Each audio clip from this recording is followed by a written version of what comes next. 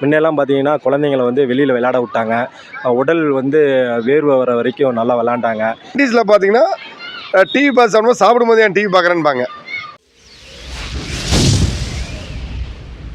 Hi friends, welcome to useless make channel. நான் உங்கள் சுதாகர். இன்னைக்கு என்ன வீடியோ பார்க்க போகிறோன்னா, பேரண்ட்ஸ் வந்து குழந்தைங்களுக்கு வந்து மொபைல் ஃபோன் வந்து சின்ன வயசுலேருந்தே யூஸ் பண்ண கொடுத்துட்றாங்க. நம்ம அப்போ பார்த்தீங்கன்னா அம்மாக்கள்லாம் நிலா காட்டி சாப்பாடு ஊட்டிட்டு இருந்தாங்க. இப்போ வந்து குழந்தைங்களுக்கு ஃபோன் கொடுத்தாதான் அந்த குழந்தைங்க சாப்பாடே சாப்பிட்றாங்க. அந்த நிலைக்கு வந்து மாறிடுச்சு. ஸோ இது மாதிரி வந்து குழந்தைங்களுக்கு வந்து மொபைல் ஃபோன் சின்ன வயசுலேருந்து கொடுக்கறதுனால என்னென்ன பிரச்சனைகள் வருது, அது மாதிரி கொடுக்கலாமா வேணாமா, மோஸ்ட்லி வந்து கொடுக்கக்கூடாது.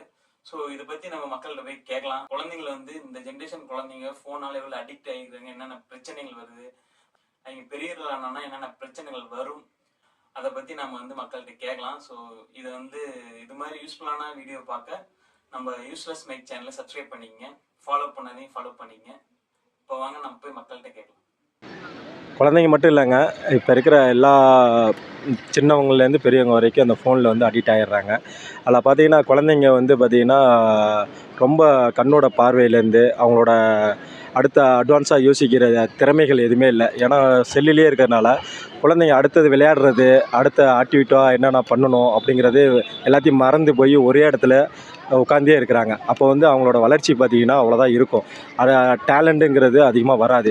முன்னெல்லாம் பார்த்திங்கன்னா குழந்தைங்கள வந்து வெளியில் விளையாட விட்டாங்க. உடல் வந்து வேர்வை வர வரைக்கும் நல்லா விளாண்டாங்க. அதில் ஃபிசிக்கலாக கேம்ஸ் விளாண்டாங்க. எல்லா விளையாட்டுமே இருந்தது. அப்போ வந்து கபடியிலேருந்து சின்ன சின்ன விளையாட்டுலேருந்து பெரிய விளையாட்டு வரைக்குமே இருந்தது. அந்தந்த குழந்தைங்களுக்கு ஏற்ற மாதிரி விளையாட்டு இருந்தது. இப்போ எல்லா விளையாட்டும் பார்த்திங்கன்னா அந்த கேமுன்ற ஒரு ஆப்பில் உள்ளே போய் உட்காந்துடுறாங்க. அதுலேருந்து மீண்டு வர முடியாமல் அவங்க அதிலே தான் மூழ்கி கிடக்கிறாங்க. ஆனால் உடல் நிதியாக மனநிலையாக அந்த அறிவான திறமையான ஒரு விஷயமா எதுவுமே இல்லாமல் அவங்களுக்கு அப்படியே இதாக போயிடும். வருங்கால ஜென்ரேஷன் பார்த்திங்கன்னா இதே தொலைதூரம் போயிட்டே இருந்தாங்கன்னா கண்டிப்பாக வந்து ரொம்ப சோம்பேறி ஆயிடுவாங்க. அவங்களோட ஒரு பெரிய லெவலுக்கு போக முடியாது. அந்த ஒரு வட்டத்துக்குள்ளேயே தான் இருப்பாங்க. இப்போ உடல் நிதியாக எல்லாத்தையும் வருத்தி விளையாண்டு அந்த விஷயத்தை வந்து வெளிப்படுத்தினா தான் அவங்க உடம்பும் நல்லா ஆரோக்கியமாக இருக்கும். அதே மாதிரி அவங்க அடுத்த லெவலுக்கு போகும்போது எந்த ஒரு வேலையாக இருந்தாலும் எந்த ஒரு இடமா இருந்தாலும் அவங்க வந்து சரிவர அதை ஜெயிச்சு வெளியில் வர முடியும். இப்போ எல்லாருமே குழந்தைங்க பொறுத்த வரைக்கும் முழுக்க ஆண்ட்ராய்ட் ஃபோனை வச்சு தான் பண்ணுறாங்க. ஒரு சின்ன குழந்தை எடுத்தால் கூட ஆண்ட்ராய்ட் ஃபோனை பார்த்து நோண்டா தான் சாப்பாடவே வாய் திறக்குது. ஃபோன் கையில் இருந்தால் தான் அடுத்த இதுக்கு பாப்பா வந்து சொல்கிறது கேட்குது, இல்லாட்டி அழுக ஆரம்பிக்குது. அந்த மாதிரி போய்ட்டுருக்கு.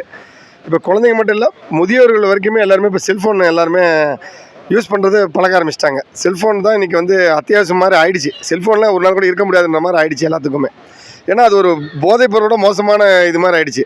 எல்லோரும் அந்த காலத்துலாம் பார்த்திங்கன்னா ஒரு டிவி நம்ம பார்க்குறோன்னு வச்சுங்களேன், ஐயோ டிவி பார்க்குற கண்ணாடி போடுவோம் பின்னாடி தூரமானுவாங்க. டிவி பார்க்குறதுக்கு அவ்வளோ ஒரு ரெஸ்ட்ரிக்ஷன் பண்ணாங்க. ஏன் நம்ம அந்த காலத்தில் பார்த்தீங்கன்னா 80ஸில் பார்த்தீங்கன்னா புக்கு படித்து சாப்பிட்டாவே சாப்பிடும்போது ஏன் புக்கு படிக்கிறேன்பாங்க. 90ஸில் பார்த்தீங்கன்னா டிவி பார்த்து சாப்பிடும்போது ஏன் டிவி பார்க்குறேன்பாங்க.